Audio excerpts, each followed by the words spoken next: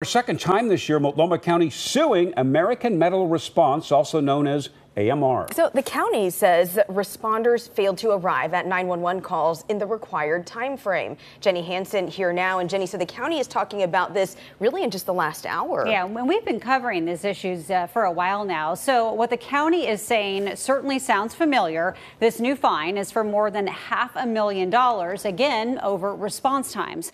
AMR is the only provider in Multnomah County. It is supposed to have an ambulance arrive for a life-threatening call within 8 minutes 90% of the time.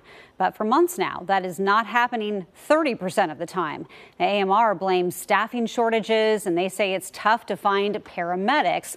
Multnomah County requires 2 paramedics per ambulance.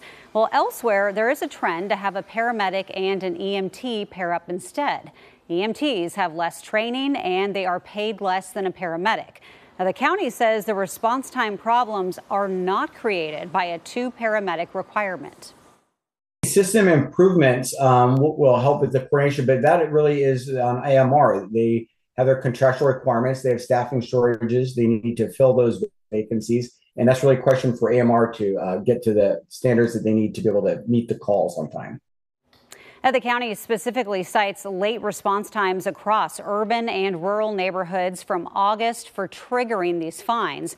We reached out to AMR for a response. Again, they pointed to Multnomah County's 2 paramedic requirement, saying it is our continued belief that the only course of action to improve EMS response times in Multnomah County is to modify our deployment to allow paramedics to work with EMTs to respond to all calls for service.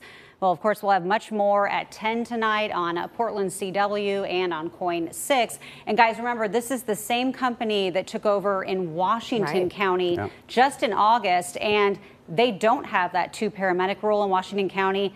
And there have already been complaints about the response times there. So, of course, we're going to continue to follow this story and see how it all plays out. Yeah, and we know this impacts so many patients at the end of the day. Jenny, thanks.